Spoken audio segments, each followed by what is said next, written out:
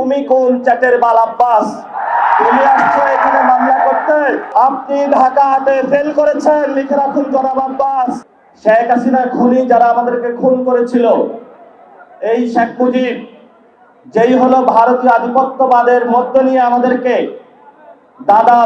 দাদা বাবুদের কাছে বাংলাদেশকে বিক্রি করে দিয়েছিল।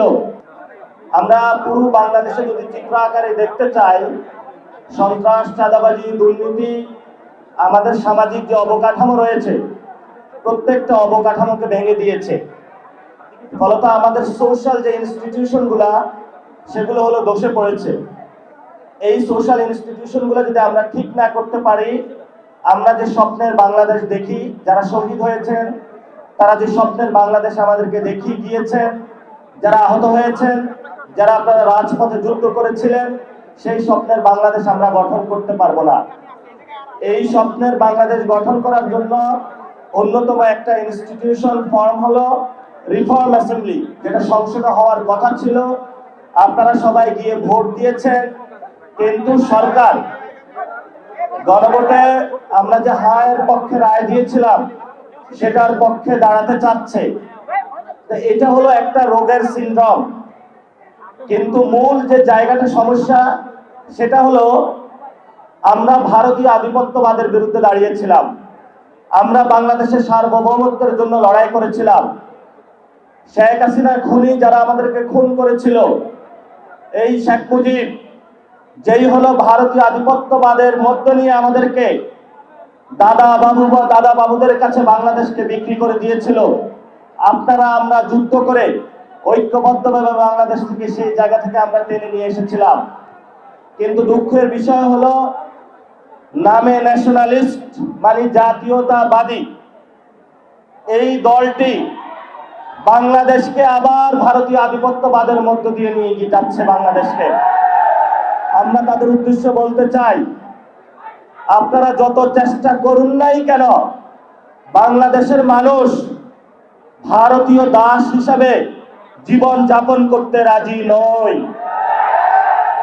আমরা স্বাধীন বাংলাদেশী হিসাবে সার্বভৌমত্বের উপরে দাঁড়িয়ে মান মর্যাদা নিয়ে, আমাদের কৃষ্টি কালচার নিয়ে, বহু ভাষা বৈচিত্র্য নিয়ে, বহু মানুষের সংলাপ নিয়ে, ইসলাম ধর্ম, হিন্দু ধর্ম, খ্রিস্টান ধর্ম, সকল ধর্মকে একসাথে নিয়ে মুসলিম ঐতিহ্য রক্ষা করে একটি সুন্দর জীবন যাপন করতে চাই। ভারতের সাথে হয়তো চুক্তি করে এসেছেন, এখন তো ক্ষমতায় অধিষ্ঠিত হয়েছেন, এখন একটু চুক্তিটা ভঙ্গ করে দেন। যদি আপনাকে ক্ষমতায় থাকতে হয় ভারতের সাথে নয়, বাংলাদেশের মানুষের সাথেই থাকতে হবে ইনশাআল্লাহ। আপনাকে রিফর্ম অ্যাসেম্বলি গঠন করতে হবে। 12 তারিখে সংসদ অধিবেশন বসতেছে। আমরা সরকারকে অনুরোধ জানাবো, দ্রুত গতিতে বাংলাদেশের মানুষ যে জনরায় দিয়েছে সে অনুযায়ী রিফর্ম অ্যাসেম্বলি করুন, এবং আমাদেরকে যারা খুন করেছিল, শেখ হাসিনাকে ভারত থেকে নিয়ে এসেছে বাংলাদেশে ফাঁসির কাস্টে ঝুলান। তাহলে আমরা বুঝতে পারবো আপনি শহীদ জিয়াউর রহমানের ছেলে, না হলে আপনার সেই জায়গাটা ভরসা পাবো না। শহীদ জিয়াউর রহমানের যদি ছেলে হয়ে থাকেন, আপনার বাপকে যারা হত্যা করেছিল, খালেদা জিয়াকে হত্যা করেছিল যারা, আপনার মেরুদণ্ড যারা ভেঙেছিল, তাদের সাথে আপনি আঘাত করবেন না। তাদের সাথে যদি আঘাত করেন তাহলে বিএনপির যারা নেতাকর্মী রয়েছে তারাই বিদ্রোহের পতাকা বাংলাদেশ উত্থাপন করবে। অনেক আমরা সহ্য করেছি। এই যে আমার নামে আজকে একটা মামলা হলো, মানহানির মামলা। ওই ব্যক্তি চাঁদাবাজি করে, সন্ত্রাসী করে, এমন লোকের কোনো মান থাকতে পারে না। যার মান আছে তারই তো মানহানি হয়। মামলা করেছে আরেকজনকে দিয়ে, গোপনে গিয়ে হলো সাক্ষী হিসাবে উপস্থিত হয়েছে। এগুলাকে আমরা বলবো গুপ্ত।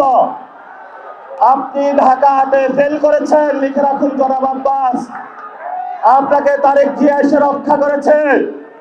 তারেক জিয়া যদি এসে রক্ষা না করতো তাহলে আপনি মির্জা আব্বাসের ছুনোপুটিও আমরা ঢাকা হাটে খুঁজে পাইতাম না। হালে পানি আছে, এখনো বেঁচে থাকার সুযোগ আছে। ভদ্র হন, ভদ্র হতে শিখুন। আমরা সভ্য সমাজে বসবাস করি। অসভ্য আচরণ করবেন না। অসভ্য আচরণ যদি করেন, কিভাবে আপনাকে সভ্য করতে হয়, আপনাদেরকে সভ্য করতে হয়, এটা আমাদের ভালো করে জানা আছে। ওরা আমাদের ভয় দেখায়, আমরা এক আল্লাহ ছাড়া কারো কাছে ভয় পাই না। মামলা হামলা অনেক আগেই পার করেছি। শেখ হাসিনার আমলে রিমান্ডে নিয়ে আমাকে মাথা নিচের দিকে দিয়ে পা উপর দিকে দিয়ে সারা রাত নির্যাতন করেছিল, কখনো আপোষ করার চেষ্টা করি নাই। তুমি কোন চ্যাটের বাল আব্বাস? তুমি আসছো এখানে মামলা করতে, গুনার টাইম নাই। সিনিয়র সিটিজেন আসেন, সিনিয়র সিটিজেন আসেন, আমরা সম্মান করতে চাই, কিন্তু নিজের সম্মান যদি না রাখতে পারেন, তাহলে এই যারা ইয়াং জেনারেশন আছে, জেনজিরা আছে, আপনার পুরা সম্মানের চাদর খুলে বুড়িগঙ্গায় নিক্ষেপ করবে। আমরা ধৈর্য ধারণ করতেছি, আমরা শান্তিতে বিশ্বাস করি, আমরা গণতন্ত্রে বিশ্বাস করি।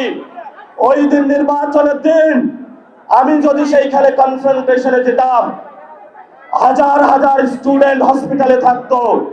আমি গণতন্ত্রে বিশ্বাস করেছি, কিন্তু গণতন্ত্রের নামে আপনারা ইঞ্জিনিয়ারিং করেছেন, আমরা এখনো সহ্য করছি। দ্রুত রিফর্ম অ্যাসেম্বলি করেন, দ্রুত বাংলাদেশের সংস্কার বাস্তবায়ন করেন, দ্রুত বাংলাদেশের শহীদদের বিচার বুঝিয়ে দেন, আহতদের বিচার বুঝিয়ে দেন, শহীদ ওসমান হাদি ভাইয়ের বিচার বুঝিয়ে দেন, ধর্ষণ বন্ধ করেন। এই বরিশালবাসী আওয়ামী লীগের অনেক নির্যাতন সহ্য করেছে। শেখ হাসিনার আত্মীয় স্বজনকে তারা বসিয়েছিল এখানে, কিন্তু বরিশালবাসী অগ্নিজরা বক্তব্য, রাজপথে লড়াই করে এইখানে যারা আব্দুল্লাহ গং ছিল সকলকে ইন্ডিয়াতে বিতরণ করেছিল। বরিশালবাসীর সাথে কেউ পাঙ্গা নিতে আসবেন না। বরিশালবাসী পানিতে সাঁতার কাটে, সংগ্রামী জীবন, তারা জীবন যুদ্ধে অলরেডি জয়ী হতে আছে, তাদেরকে নতুন যুদ্ধ আপনারা শেখাতে আসবেন না।